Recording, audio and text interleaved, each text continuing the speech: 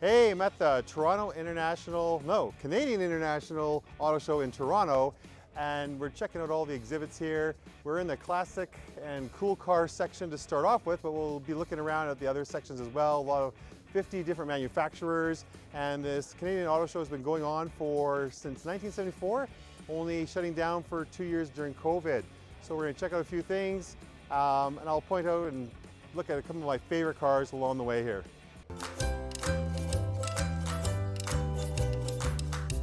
Starting in the northern building at the 100 level, we find ourselves with Rivian and their newly unveiled R2 SUV.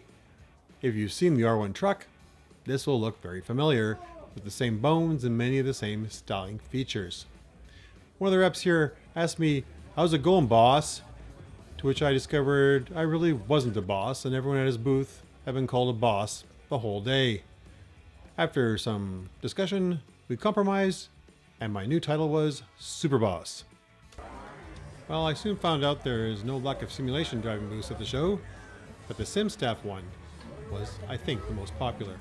Beside the Rivian booth, we find Ultimate Exotics, a company which specializes in dream drives where you can drive up to 5 exotic cars on roads just outside Toronto. Crickets to my question about how fast they will allow you to go. The Barrett-Jackson area has quite a few cool vehicles, including a 59 Chevrolet Apache pickup, a 1970 Chevy Chevelle SS Resto-Mod, a 72 Super Beetle, a 2017 Viper ACR Extreme, a 1969 Camaro SS, and a 67 Ford Mustang GT500 Gone in 60 Seconds Tribute. Right beside Barrett, we find the Autostrada magazine booth with great selection of exotic cars, including a 2023 Pagani Huayra R, a 2006 Porsche Carrera GT, a 2012 Lexus LFA Nürburgring, a 2022 Lamborghini Countach, a 94 Lamborghini Diablo SE30, a 1991 Ferrari F40, and finally, a 1997 Ferrari F50. If I was allowed to pick one to take one home, it'd be tough. I think I lean towards the Porsche. Cobble Beach Classics has a Mercedes-Benz tribute display ranging from a 1886 replica of what might have been the first official car ever to a 2021 AMG GT Black Series P1 edition. That's a mouthful. Starting off is the Motor Wagon replica, a 2-seater 3-wheeled bench which had a single-cylinder 4-stroke engine pumping out, get this, an impressive 0.75 horsepower. Next is the 1935 MB 130H, which was the first attempt at a real engine production car. Then a 1938 540K Sport Tourer with only 2 models ever being built. Next is a 1960 300 SL Roadster, a roofless version of the infamous Gullwing. We then have a 61 190 SL Roadster, which is a smaller, less expensive version of the 300. Following the 190 is a 2006 SLR McLaren Coupe. Beside the McLaren, we see a 2015 SLS AMG GT Final Edition. Only 350 units produced worldwide, and finally, we have a 21 AMG GT Black Series P1 Edition with a twin-turbo V8, boasting 730 horsepower. Across from the Cobble Beach Classics is one of 2 Cadillac booths. This one focuses on the ultra custom luxury side of Cadillac. On display is the one-off Soleil concept, which spawned the justly newly available Celestique. Well, if you've got $500,000 in your pocket, you can start talking to them. If your wish is our command mentality was true for a car, it seems like Cadillac might be your builder. Beside the Cadillacs, we find a Gentry Lane Lotus display with 3 models. The John Player's special, back when cigarettes were cool I guess, the Amira, and a used Elise, which unfortunately aren't available anymore in Canada, at least buying new because of safety regulations. Our Club, a Toronto-based exotic car club, has a booth as well, sporting a few good-looking cars. BetMGM which I don't think has anything to do with cars, showcases a McLaren 720 alongside a very bored, keep your hands off the car safety representative, who admittedly agreed, well, it was boring, but it was easy. This is the main manufacturer's floor. There's a whole whack of floors, but it seems like a lot of them are in this area. So there are 50 manufacturers at this show, and we're going to be checking out a lot of the main ones on this level. Continuing in the Live Grand area, they've got An Aston Martin Vanquish, a Lamborghini Revuelto, a Bentley Continental GTC Speed, a Bugatti Pure Sport, a Rolls-Royce Black Badge Cullinan Series 2, a Pininfarina Battista Edizione Nino Farina, the world's first pure electric Italian. Lucid area as 2 Air models.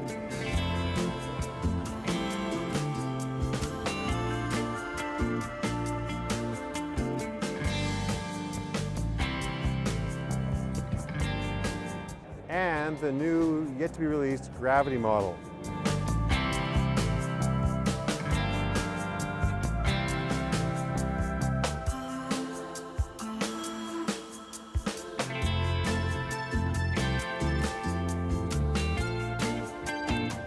Well, some more McLarens, and this is the Pfaff, and there are 3 models here as well, including the Artura, the 720S, and 750S. Maserati also is present here with 3 models, an SUV, an MC20, and a Trofeo, and I think the SUV is called a Tricali, but again, really cool stuff I certainly don't see in Winnipeg. Infiniti has their entire lineup here as well, including the brand new QX80 that's right behind me, which is a pretty big SUV. Infiniti is also showing off their QX50, QX55, and QX60. Nissan is also at the show. They're bringing in all their general cars that are for sale, a couple of new ones, and a couple of strange ones we'll go into in a second. Firstly, the Z Nismo was oddly hidden kind of in a back corner. Really, Nissan? It's the sexiest car you have here. You should have been brought a GTR. But this Nismo edition has a redesigned front end, tightened up suspension, 420 horsepower from a twin-turbo V6, upgraded brakes and wheels, and tires. Sadly, only offered with an automatic. Nissan also showcased up at the front of the display 2 specialty trucks. First of all, the Trailgater. This one-off project is built in partnership with Power Nation's TV Music City Trucks, and it's based on the 25 Nissan Frontier Pro 4X with Nismo off-road parts. And the Tarmac Concept, one-of-a-kind street truck, a collaboration between Nissan Motorsports, Nissan Design, and Forsberg Racing. And lastly, the 25 brand new Nissan Kicks, which brings new designs and all-wheel intelligent drive. At the Mercedes-Benz area, there's piles of cars, and I'll go through a list of them, but they're hard to keep track of. But they also have one real Maybach, and then they have the Maybach Welcome to Beyond experience. Well, it's a 45-second commercial on a kind of panoramic screen, so I guess I was a little disappointed.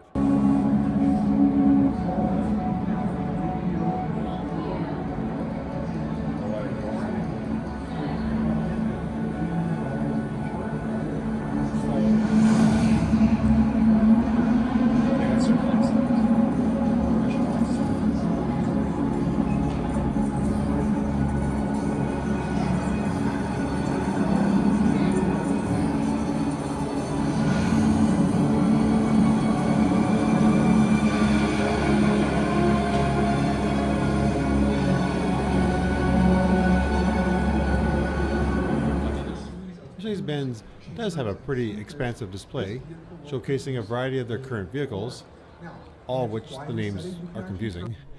But I was drawn to the AMG SL Roadster, the sleek AMG GT63 Coupe,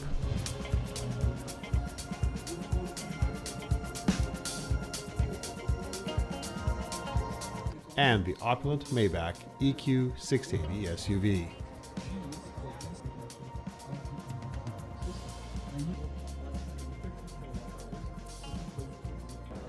I'm also pretty sure that G-Wagon literally can't climb that incline. I don't think so. Kia has a really big display here with tons of models, all the ones they sell regularly. But in particular, what is interesting is this new EV5 behind me. That is brand new. It's the first time shown in public at the Canadian Auto Show. So what's really kind of cool is you can go on a Jeep experience where you get to ride along on a Jeep, which travels over crazy little bumps and hills and side pieces. So we're gonna line up and see what that's like.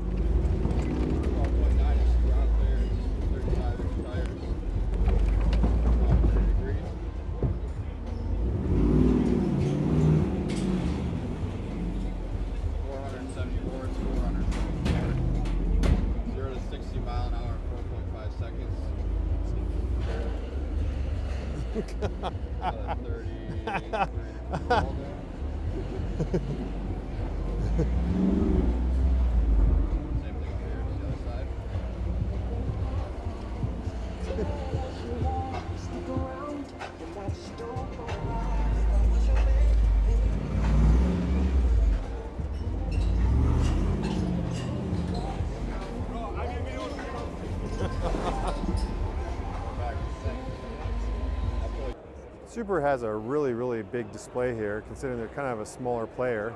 But I was surprised, even a Wilderness Edition section behind me. All the regular pieces are on display here, including the new Forester Hybrid. What will be interesting is to see how this new powertrain gets used in more future models.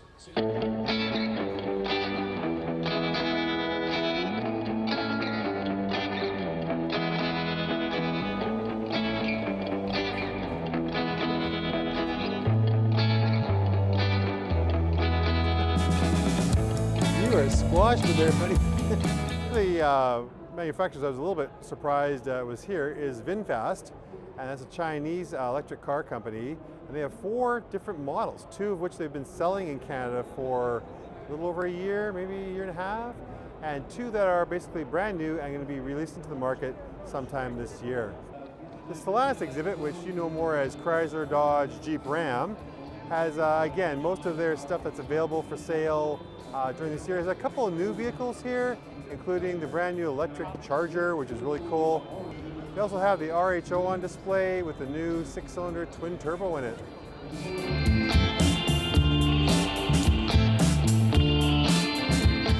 I was most interested in the Charger Daytona, which is proving to be a very popular item at this show.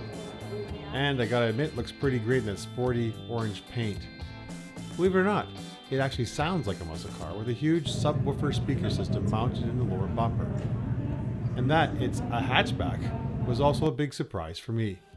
Jeep is also well represented with their new electric Wagoneer and a variety of other current models, with Camp Jeep showing off the plug-in hybrid Wrangler 4xe and the infamous V8 392 model, which is the one we rode in. And last and possibly least, the only Fiat being imported by Stellantis currently, the electric 500. Hyundai is also presented here, again with a lot of their current models. They do have a couple of special edition models which are kind of funkily wrapped, and there's a couple behind me there as well. But most of the display is pretty standard fare, with their Canadian lineup, gas and electric, all represented.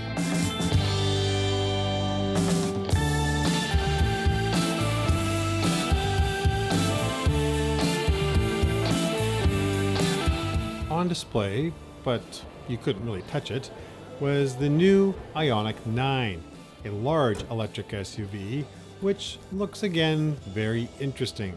And finally, the Ioniq 5 is the best part of their display. It's the 5N in particular. Well, how do they make it almost feel like a Corvette? I have no idea, but they are on top of their game. Definitely my favorite Hyundai on display. And of course there's a racing version beside it, which I don't know much about.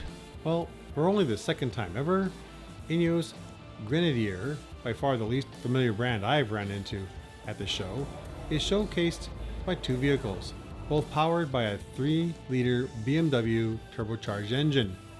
There's the Ineos Grenadier 4x4 Fieldmaster and the Ineos Grenadier Quartermaster. Mattel also makes a notable presence this year with their Bigfoot monster truck found in the Ford area and a store on the 100 level complete with a 2016 Star Wars Wing Finger warship and a 2005 Ford SEMA Mustang GT. This is also where I lost my friend indefinitely in the extensive Matchbox car collectors area. We will now head over to the South Building, passing along an extensive immersive Subaru advertising turbocharged extravaganza, maybe powered by Vicarious Vision, little Crash Nitro kart reference. Once crossing the bridge, you are welcomed into the M universe of BMW. The BMW exhibit might be my favorite one in terms of style. It's got some very cool red and blue lighting from the M cars, which is really, really neat. And they have the entire electric lineup on one side, and they have the gas powered on the other. And they also have some specialty cars, including M4 CS,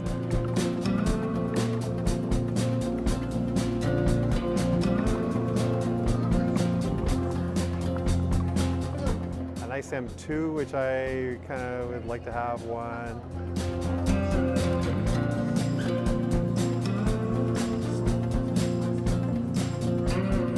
And a state wagon which has not been released yet into Canada.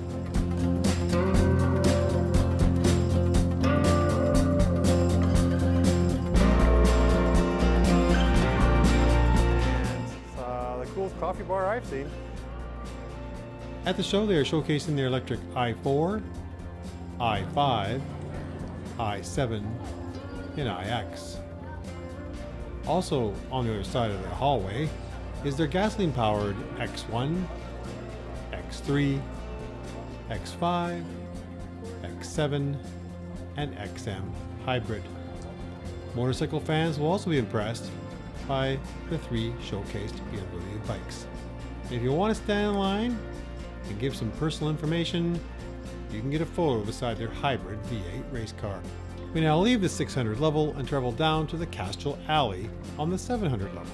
Here we will find a Castrol stock car, a real and Lego McLaren P1, a Red Bull fan zone, a tiny mini showcase, and an impressive Audi display. I'm at the Lego exhibit where we have a Lego version of the infamous McLaren P1, which is also on display. And I cornered the lady who's kind of talking about the Lego one, and she's going to give you a bit more information than I certainly would know. Hello, this was built by McLaren and Lego, took 8,344 hours, made with 342,817 Lego Technic pieces. They use an EV battery and an electric motor, and it's all custom built on a chassis, a suspension chassis. So the only parts that are not Lego are the wheels, the steering wheel, and the chassis, and it's automatic braking as well. Lando Norris drove it for 60 kilometers an hour in the legendary Silverstone racing track. Mini has a very small booth, including Clubman, Original Mini, and a Cabriolet. Red Bull also has a little section here where you can see a Formula One version of the Red Bull car. You also can go into a contest where you can take on and off a wheel nut for one of the tires of a Formula One car, and I think there's a contest where someone can win something. And yesterday I got a free Red Bull, and that was the first one I ever had. It was okay. The Audi exhibit probably is my second favorite place in the show. Kind of reminds me of Greece and all the ancient pillars and temples. Audi brought an extensive lineup including their current vehicles and quite a few new models. But the one behind me is very, very special. It's RS6 Avant GT, and it's got some unique things about it. I love the lighting above it, which gives it a flat light versus photographing most of these cars with 17,000 sources of light, which you'll see in some of my photographs I'm going to include here. Also of great interest to me at least is the limited edition R8 GT Heritage car that's on display.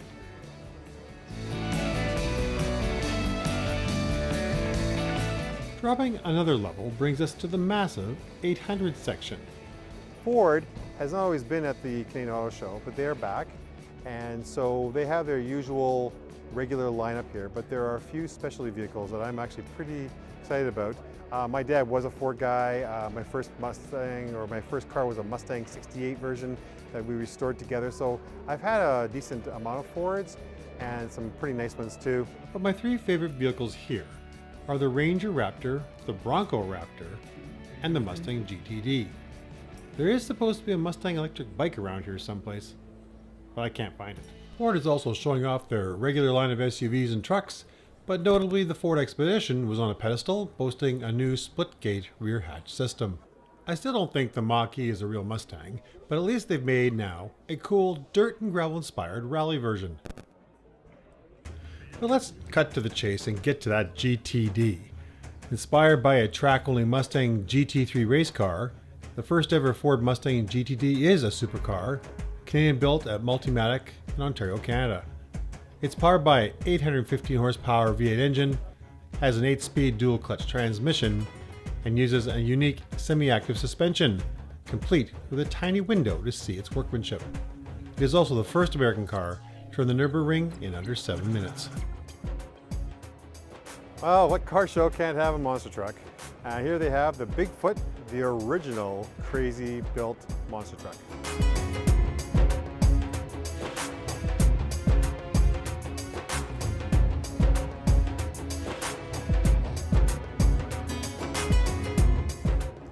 Volvo has a few vehicles here, including the brand new XC90. It is brand new to market, along with some of their other current models on for sale. The Automotive Journalists Association of Canada, AJAC, gave their awards last week for 4 different vehicles in 4 different categories. The Canadian Electric Car of the Year went to the BMW i4. The Canadian Electric Utility Vehicle was won by the Hyundai Ioniq 5N. That's a bit of a head scratcher because it's really a performance car and really, I don't know. The Canadian Car of the Year was presented to the Honda Civic and its gas, yay! And finally, the Canadian Utility Vehicle of the Year goes to the Hyundai Santa Fe. I guess I am a bit disappointed that 3 of the winners were electric. Well, maybe I'm just old. Chevrolet, wow, what a lot of floor space for these guys. They've got a lot of their regular cars, plus 3 different Corvettes, including a Le Mans actually driven car, which I think was maybe one of the coolest things I saw here. Also, the new ZR1, over 1,000 horsepower, twin turbo, flat plane crank, what a crazy car.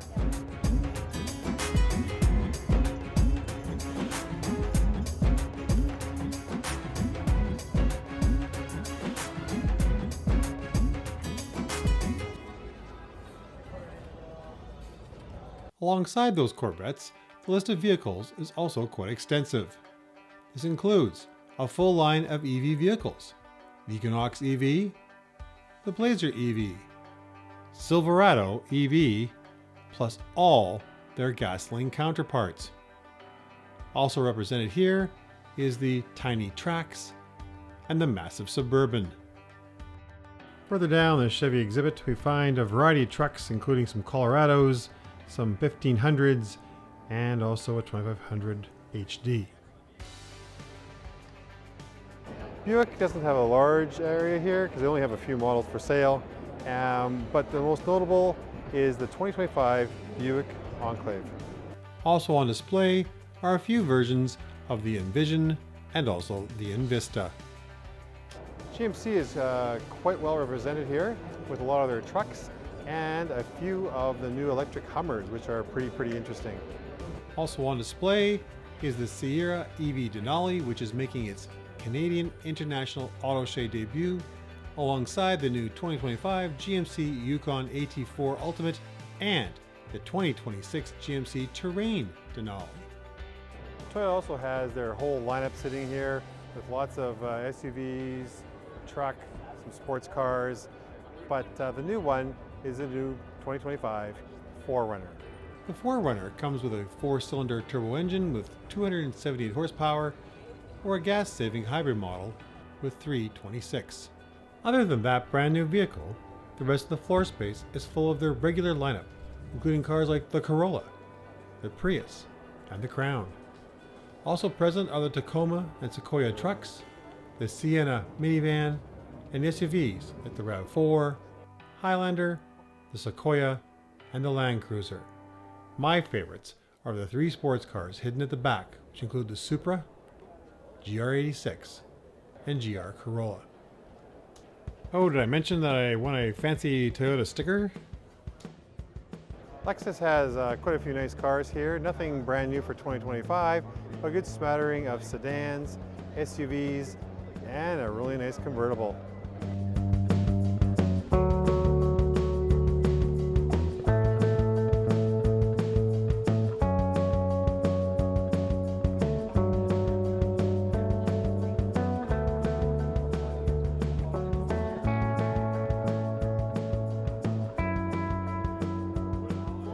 Polestar has 3 vehicles. They're 2, 3, and 4.